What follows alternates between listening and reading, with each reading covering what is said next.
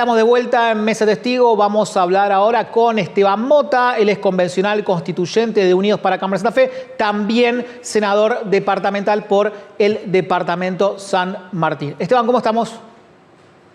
Hola Mariano, ¿cómo estás?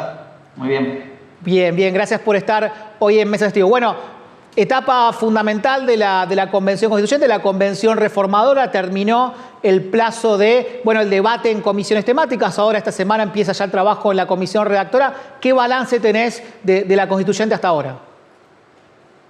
Bueno, lo principal es que cuando iniciamos el proceso, algunos sectores de la oposición planteaban esto de que vaya a ser una constitución a libro cerrado de parte del oficialismo, y quedó ampliamente demostrado de que eso no fue así, que hubo un trabajo intenso dentro de los distintos partidos de Unidos y también escuchando a la oposición. Hemos tenido muchos dictámenes de mayoría que hemos obtenido la firma de sectores amplios de la oposición, que fueron una apertura de diálogo, en comprender, y hay muchos puntos de las redacciones finales que son propuestas específicamente de la oposición.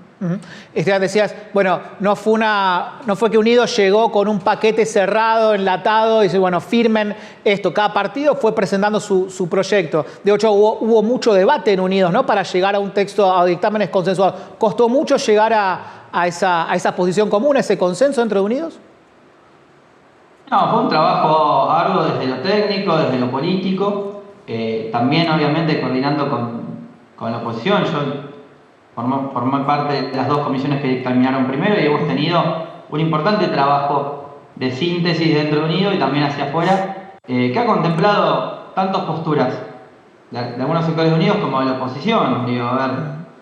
Lejos, hay un tema central que el proyecto de constitución de la Unión Cívica Radical, aclaro, nunca tuvo decreto de necesidad de urgencia como se habló, sino que eran unos decretos de emergencia, de plazo limitado, de una aplicación muy corta, con herramientas para revocarlos fácilmente, pero así todo, desde un sector de Unidos y desde el sector de la oposición, pidieron que no se contemplara esa herramienta, que nosotros entendemos para una excepcionalidad, y se cedió, por ejemplo, temas que son puntuales, que hicieron a que funcione de esta manera. Se ha construido todo el articulado de participación ciudadana en conjunto con la oposición, en una redacción base muy importante que contempla a nosotros. La autonomía a partir de la posibilidad de dictar carta orgánica a partir de los 10.000 habitantes, era una propuesta de sectores de la oposición que fue contemplada. Hubo muchos planteos importantes, no menores, que se consolidó a partir del diálogo y del consenso. Más allá de lo que se dice muchas veces en la pública, el texto muestra eso con claridad. Esteban, se viene ahora la etapa de discusión en la redactora y plenario, que se van a ir aprobando distintos despachos parciales que va a ir emitiendo la comisión redactora. ¿Cómo te imaginás estas 2 semanas, prácticamente 3 semanas que quedan de trabajo hasta tener la nueva constitución de la provincia? Pero van a ser semanas intensas, con mucha actividad, donde se van a hacer más visibles las argumentaciones públicas de los distintos sectores. Lo que sí uno apela con la responsabilidad del caso es, vamos a tener, yo creo que una muy buena constitución en un marco, con un marco amplio de consensos. Yo creo que nuestro esfuerzo tiene que llegar a trabajar para que la mayor cantidad de bloques y constituyentes aprueben en general el proyecto de la redactora, más allá de las diferencias que puedan salir en artículos en particular. Creo que ese es un punto que es lo que nos queda por delante, y obviamente esperemos que la campaña nacional no se cuele tanto. Se va a colar en el recinto, es inevitable que haya sectores que vayan a hacer su show de campaña, pero esperemos que no se cuele tanto. Eso justo te iba a preguntar. Me acuerdo de la primera sesión, la sesión de apertura, tuviste allí un intercambio con Monteverde que le contestaste cuando se había dado ese cruce con el gobernador. La Libertad Avanza está muy dura, no firmando los dictámenes de mayoría. ¿Te parece que hay legisladores convencionales que van a ir a buscar quizás material para las redes sociales, para la campaña en esos últimos días? Sí, sin dudas, es normal, es una tribuna, es un escenario válido. Lo que sí quedó a las claras es que de aquel pedido de Monteverde que decía un poco más algo así como, gobernador, le damos la reelección y el resto denos todo, el mismo Monteverde termina firmando una gran cantidad de dictámenes importantes, y algunos que no han firmado precisamente no lo han firmado más por interés político coyuntural de su posible candidatura a intendente en Rosario que por el contenido global que pueda tener, digamos, como el caso de la discusión del balotaje en la autonomía. Entonces, creo que esperemos que la discusión sea una discusión de mirada, de mediano plazo aunque sea, pero bueno, va a ser inevitable gran parte de la discusión que se filtre en la discusión de la campaña electoral. Esteban, antes de empezar la charla, decíamos, bueno, el desafío, en tu caso, de compatibilizar estar en el territorio, estar con los vecinos, estar en los municipios, en las comunas del departamento y compatibilizar eso con el trabajo de la Constitución. Te digo, cuando vas al territorio, hablas con la gente, quizás que ve la reforma constitucional como algo medio abstracto, medio lejano, y te preguntas, bueno, ¿y esto en mi vida cotidiana qué va a significar? ¿Qué le decís? Bueno, acá hay una cuestión muy importante que es para los que somos del interior, que es el cambio institucional de las comunas. Cuando a un ciudadano en nuestro departamento, sobre todo en las localidades más chicas, le decimos van a votar cada 4 años, digamos, va a una formulación institucional donde ya no van a ser esas listas enormes de 16 personas para poder disputar una comuna, lo cual va a dar más posibilidad de participación también en ese esquema, donde, bueno, si bien quedan cosas por determinar en la ley orgánica que se dictaría post-constitución, uno apelamos a romper. Hoy siempre digo, gestionar una comuna es prácticamente como gestionar un club o una asociación civil. Hay un tesorero, un secretario, es decir, y tenemos que ir a esa función de que el Ejecutivo sea controlado por el Intendente y que el Intendente tenga la potestad ejecutiva y que haya un órgano de control ejecutivo y legislativo que haga las ordenanzas.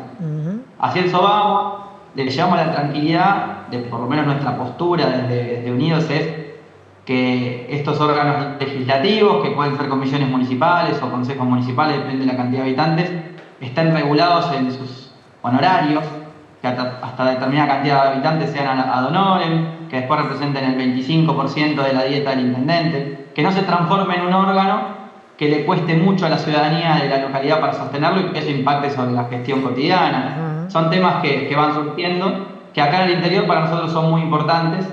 Y después son las discusiones de los reclamos globales.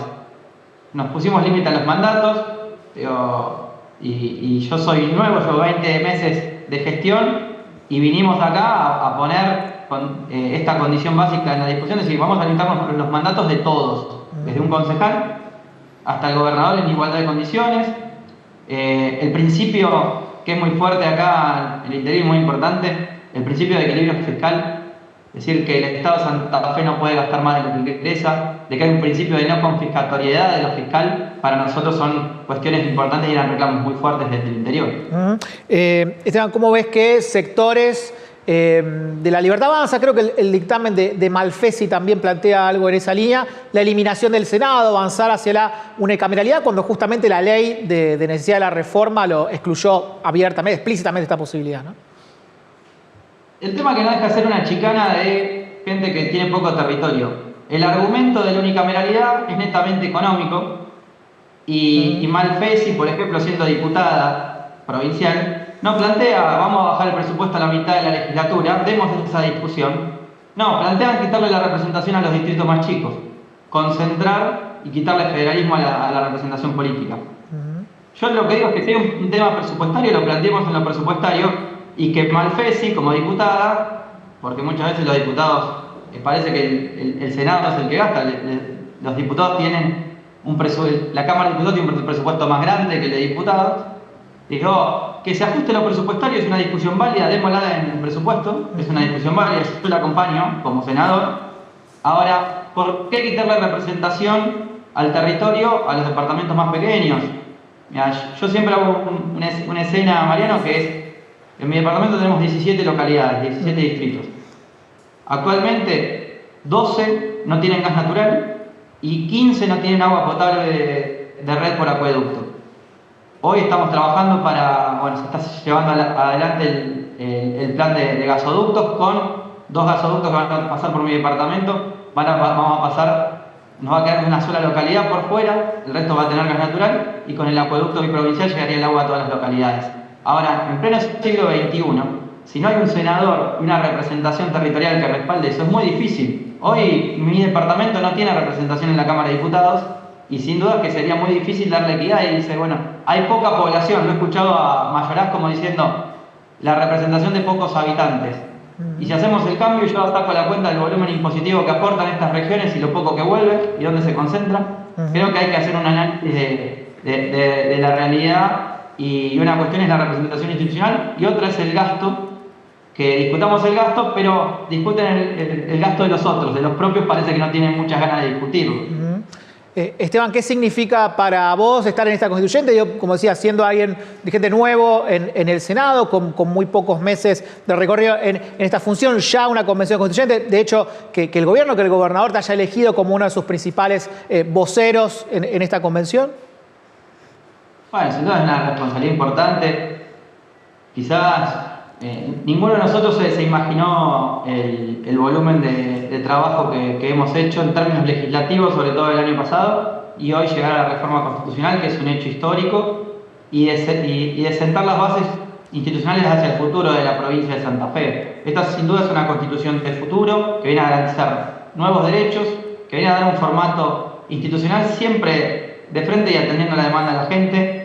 Nuestro principal punto era ponerle límites, decimos nosotros, a nosotros mismos hoy, pues formamos parte, pero a la clase política, el límite de mandatos, la eliminación de los fueros de proceso, digamos, de las inmunidades, digamos, tener presente todas esas cuestiones que la gente veía como críticas de la clase política, que se habían transformado ciertamente en privilegios, delimitarlos y obviamente dar temas que no estaban en la Constitución. Para nosotros, ver como un tema fundamental el tema de seguridad, una discusión central que esté presente en la Constitución, garantizar la vía constitucional, las herramientas y darle la jerarquía y la profesionalización vía constitucional que las fuerzas policiales necesitan, es una herramienta fundamental también, por ejemplo.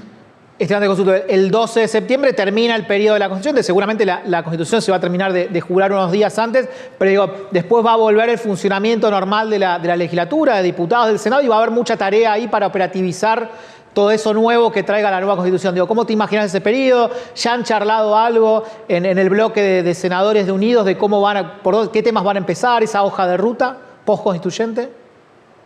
Todavía la hoja de ruta no está armada, obviamente, pero va a ser posterior a la Constitución y un trabajo legislativo intenso, con muchas leyes complementarias. Tiene una cuestión virtuosa, sobre todo en las cláusulas transitorias, que es ponerle un plazo para dictar las leyes.